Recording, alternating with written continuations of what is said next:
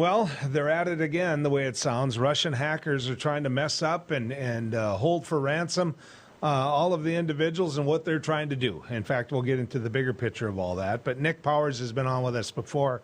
Nick is a cybersecurity expert, and he is with UNCOMN, a company that provides industry-leading management and technology consulting services through including cybersecurity. Nick, good to have you coming down the road with us.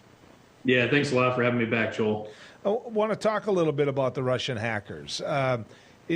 Has this kind of fallen under the radar, except in the world you live, where you got to keep an eye on it? Yeah, I mean, we're at, attacks are at an all-time high. It's continuing to happen. And a recent report, Microsoft said that it detected up to 1,400 companies at risk, probably as a result of the SolarWinds hack last year. And they think they've detected at least 14 of those companies have been breached. So this isn't going away anytime soon. So why aren't we? I don't know how quick the industry or others can respond, but why aren't they all calling you? Because clearly you can help fix this. I mean, in terms of what's happened in the past, don't we learn from that, or is it just something new come at us, Nick?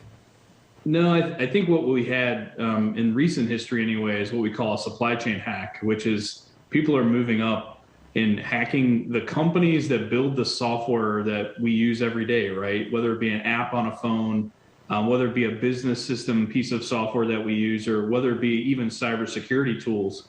And so once it was proven that it could be highly successful, which it was last year with SolarWinds, it's just a whole new avenue that hackers are attacking. And as a result of that, we're seeing just a significant increase in those types of hacks. The other thing we're also seeing, Joel, is a lot of companies are moving to the cloud, and the cloud is a new technology that people are kind of figuring out. And as a result of that, sometimes they make mistakes, and those mistakes are security holes. So give people a worst case scenario. With everything you just described, what could happen that would affect their daily lives?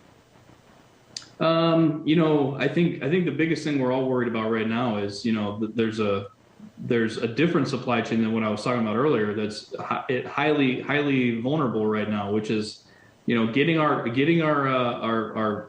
goods and services, our goods from Asia, right? We've got ports backing up in Los Angeles and Long Beach. We've got, a truck driver shortage and things like that. And so you see some of those industries right now that are already very vulnerable, very sensitive to fluctuations.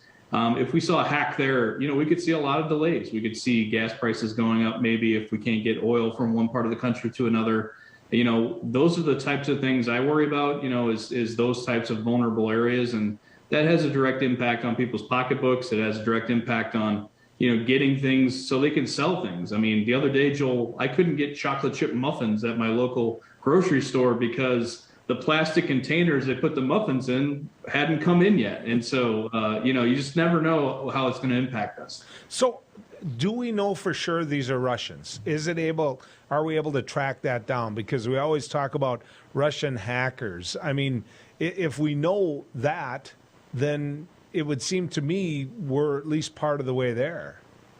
Yeah, I mean, each group, and it doesn't always have to be Russian. There are Chinese, there are Korean, there are Middle Eastern hacking groups. But each group seems to have a signature that we can typically trace. And so this latest kind of rundown that Microsoft gave us was the majority of that traffic was coming out of Russia.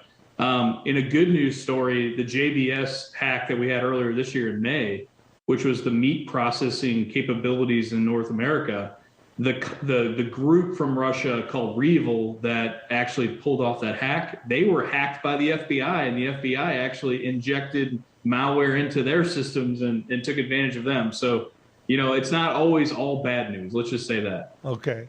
I want to talk a little bit about that supply chain, because that's one of the big things holding back the U.S. economy. Is this something that is more of a means of just stymieing the economy or getting ransom? I mean, what's the driving force behind it? Because if it's just all about punching America in the guts when it comes to the economy, then I look to the government of Russia. as being the perpetrator. If it's all about holding individuals ransom and saying, look, you're not going to get the power grid back on until you pay us, then it seems a little more individual. Am I wrong, or give me your take? Yeah, so it's been hard to really kind of isolate down that it's an individual or it's a group or it's Russian, but typically Russian sponsored is what they've kind of tagged these groups as.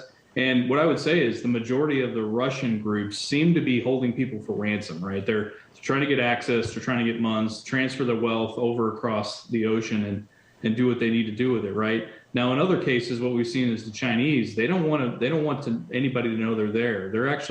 They're hacking to steal secrets. They're hacking to steal information. They're hacking to steal data, and they don't want people to know they're there. So it really depends on where it's coming from. But in these types of situations, if I was going to disrupt the supply chain, it would be for a ransom, because you want to get that stuff back online as fast as possible. Do governments ever work with each other on this, though? I know that the U.S. and Russia haven't always been doing the kumbaya, but is there a means and a method into saying, look, you've got people in your country doing this. You need to police it, because, there was talk by President Biden before that we have the means to punch back. Hey, if they're not going to do this, then wait and see what we can do from individuals that understand cybersecurity like yourself. Let me phrase this in a better way. Is there a way that government itself can come in and help resolve and solve? So there's a couple different angles to play there, Joel. One of them is President Biden actually reached out to our European partners earlier this year, and they struck an accord with regards to kind of enforcement, extradition treaties, and things like that, to really ramp up our pursuit of cyber criminals, to include the banking industry, freezing funds, freezing digital currency like Bitcoin, and things like that. And so they very much stepped that up, and there's a lot of international cooperation there. But when it comes to these other countries like Russia and China, we don't really typically have the means to go over there and extract somebody from their country and hold them accountable. And so as a result of that, it's very a lot of banking goes through Europe, a lot of banking goes to the United States. So putting these policies in place will help us freeze those assets and prevent or disincentivize people from hacking. So I think that's a key thing, and the president was able to work that earlier this year in the spring. Going forward, like I said earlier, the FBI is taking countermeasures, working with the CIA, NSA, and actually, in that report, the hack of REvil was actually, I think, perpetrated by another country for us. So we gave them the tools to do it. They had the access to do it, and so they were actually able to work in coordination to pull that hack off. And so I do see a lot of international cooperation here. Is it the answer? Have we solved everything? No, but I think we're definitely moving in the right direction. I'm assuming your life is no different than mine. You're probably spending more money in the holidays than what you want to spend. It's a money spending time of year. How could this affect that, the supply chain, where America's at? We're already seeing empty store shelves. I mean, how does this play into all of that?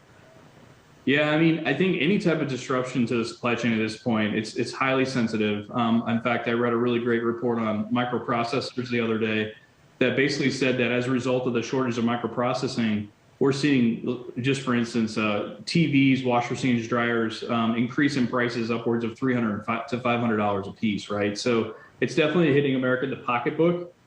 We've got rapid inflation probably starting to set in on the country. There was a lot of money given out last year to help people through COVID.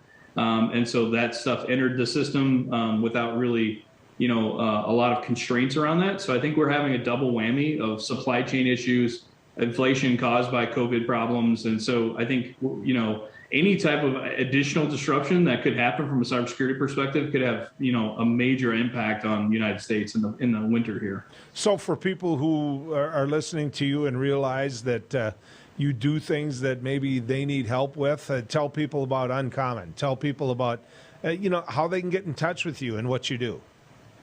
Yeah, absolutely. So UNCOMN is a consulting company out of St. Louis, Missouri. It's at www.uncomn.com. We're happy to help anybody. In fact, small businesses up to Fortune 500s call us as trusted advisors. But we also do a lot of information sharing. So there's definitely some great groups out there like CISA, CISA, which is the United States Cybersecurity Agency that's recently been stood up under President Obama. And so there's a lot of great space. We share a lot of information on our LinkedIn, Twitter, Facebook accounts. CISA shares a lot there as well. But if anybody needs a hand, I'm always there, available to be reached out to at our website, and happy to help any way I can. Well, keep doing what you do, Nick, because clearly the nation needs it. So thanks for coming on with us. Thanks a lot, Joel.